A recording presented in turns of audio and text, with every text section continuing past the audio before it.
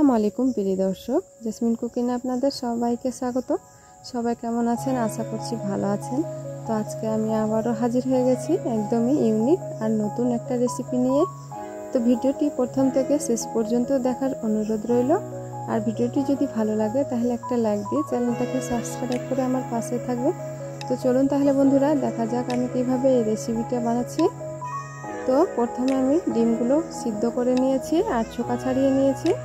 একটা ছোকার আমি ডিমের আঁচ দিয়ে এভাবে করে ডিমগুলোকে আঁচড়িয়ে নিচ্ছি, যাতে যে ভিতরে লবণ মশলা ঢুকতে খুবই সুবিধা হয় আর ভাজতেও যেন একটুও কষ্ট না হয়, কিংবা ফুটে গায়ে যেন ছিটকে না পড়ে। তার জন্য গোটা ডিমের গায়ে আমি আঁচড়িয়ে নিয়েছি। এবার দিয়ে দিচ্ছি সামান্য একটু লবণ আর সামান্য একটু হলুদ দিয়ে খুব ভালো করে এভাবে করে আমি নাড়িয়ে চাড়িয়ে ডিমের গায়ে মাখিয়ে নিয়েছি। আর এদিকে আমি বেগুনটাকে এইভাবে আমি কেটে নিয়েছি। আর এখানেও দিয়ে দিচ্ছি কিছুটা পরিমাণ লবণ আর কিছুটা পরিমাণ হলুদ দিয়ে এগুলোকেও আমি খুব ভালো করে মাখিয়ে নিয়েছি। এভাবে ঝাঁকে ঝাঁকে মাখালে কিন্তু খুব ভালো করে মাখানো হয়ে যাবে। তো সবগুলো মাখানো হয়ে গেছে, সাইডে রেখে দিচ্ছি। আর এদিকে আমি চুলোয় কড়াই চাপিয়ে দিয়েছি। কড়াইটাকে খুব ভালো করে গরম করে দিয়ে দিলাম পর্যাপ্ত পরিমাণ সরষের তেল। তেলটাকেও আমি খুব ভালো করে একদম গরম করে নিয়েছি। দিয়ে এবার এক এক করে আমি ডিমগুলো দিয়ে দিচ্ছি। দিয়ে খুন্তি দিয়ে এভাবে হালকা হাতে একটু করে নাড়িয়ে দিতে হবে আর লাল লাল করে ভেজে নিতে হবে। তো বন্ধুরা, কিছুক্ষণ এরকম নাড়িয়ে নাড়িয়ে নাড়তে নাড়তে কিন্তু লাল লাল করে ভাজা হয়ে গেছে। এবার আমি ডিমগুলো তুলে নিচ্ছি। সবগুলো ডিম আমি তুলে নিয়েছি। এবার এই তেলে আমি দিয়ে দেব বেগুনগুলোকে আমি ভেজে নেব। আর লবণ হলুদ মাখিয়ে যদি আপনারা কিছুক্ষণ বেগুনগুলোকে রেখে দেন, তাহলে কিন্তু বেগুন থেকে আর জল বের হবে না, কিংবা ভাজতে বেশি তেলও খরচ হবে না। আপনারা দেখে নিশ্চয়ই বুঝতে পারবেন। এই তেলে কিন্তু আমি সবগুলো বেগুন ভেজে নেব বন্ধুরা। তো আমার বেগুনটা আছে 1 কিলো পরিমাণ, আর সবগুলো বেগুন আমি কিন্তু এই তেলে ভাজবো।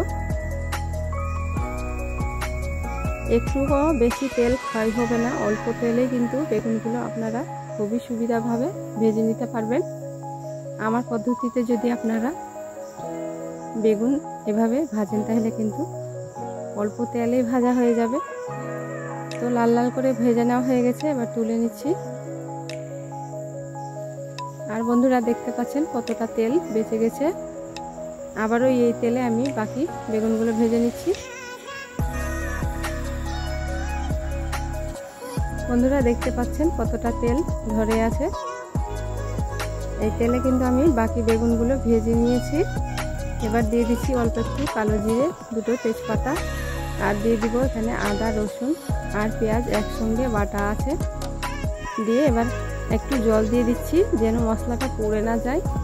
এবার আমি দিয়ে দিচ্ছি গোটা কয়েক গরম মশলা, আর দিয়ে দিচ্ছি স্বাদ মতো লবণ, হলুদ, লঙ্কার গুঁড়ো, দিয়ে দেবো অল্প পরিমাণ ভাজা ধনে গুঁড়ো, দিয়ে দিচ্ছি জিরে গুঁড়ো, গোলমরিচের গুঁড়ো 1/2 টিস্পুন করে দিয়ে দিলাম।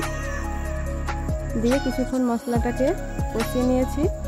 আর এদিকে আমি মশলাটা কষানোর সঙ্গে সঙ্গে কিন্তু আমি ডিমগুলো দিয়ে দিচ্ছি। মশলাটাও কষানো হবে আর ডিমগুলো কিন্তু মশলার সঙ্গে খুব ভালো করে কষানো হবে। ভিতরে কিন্তু লবণ মশলা ঢুকে যাবে এভাবে করে ডিমগুলো কষালে। এবার আমি পর্যাপ্ত পরিমাণ জল দিয়ে দিলাম। জলটা আপনাদের পছন্দ মতো কম বেশি করে নেবেন। আর এই রেসিপিতে কিন্তু বেশি জল ভালো লাগবে না। এবার আমি ভেজে রাখা বেগুনগুলো দিয়ে দিলাম উপর থেকে, দিয়ে ঢাকা দিয়ে আমি 2 থেকে 3 মিনিট জাল করে নেব।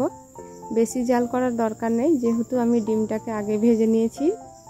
এবার দিয়ে দিচ্ছি গরম মশলা গুঁড়ো, দিয়ে আরও কিছুক্ষণ আমি ফুটিয়ে নেব। তারপরে আমি নামিয়ে নেব। নামিয়ে পরিবেশন করে আপনাদের দেখাচ্ছি। এই যে দেখুন বন্ধুরা, বাটিতে আমি পরিবেশন করে নিয়েছি। আর দেখতে কতটা লোভনীয় হয়েছে, খেতে তো ভীষণই মজার হবে। আপনারা দেখে নিশ্চয়ই বুঝতে পারছেন কতটা আমি হবে। এভাবে আপনারা একবার বাসায় ট্রাই করে দেখতে পারেন। কোনো মেহমান আসলেও কিন্তু এভাবে আপনারা ডিম কারি করে দিতে পারেন। খেতে কিন্তু ভীষণই মজার হয়, আর খেয়ে কিন্তু প্রশংসার শেষ থাকবে না। তো ভিডিওটি কেমন হয়েছে আশা করছি ভালো লেগেছে। ভালো লাগলে অবশ্যই একটা লাইক দিতে ভুলবেন না। আর আমার চ্যানেলে নতুন দর্শক হয়ে থাকলে চ্যানেলটিকে সাবস্ক্রাইব করে আমার পাশে থাকবেন। আর আমার ভিডিওগুলো যদি ফেসবুক পেজ থেকে দেখে থাকেন তাহলে ফলো করে দিবেন। এতক্ষণ সঙ্গে থাকার জন্য অসংখ্য ধন্যবাদ। দেখা হচ্ছে নেক্সট ভিডিও নিয়ে। ততক্ষণ সবাই ভালো থাকবেন, সুস্থ থাকবেন, আর বেশি বেশি করে আমার জন্য দোয়া করবেন। আর আমিও কিন্তু আপনাদের জন্য দোয়া করব। আল্লাহ হাফিজ।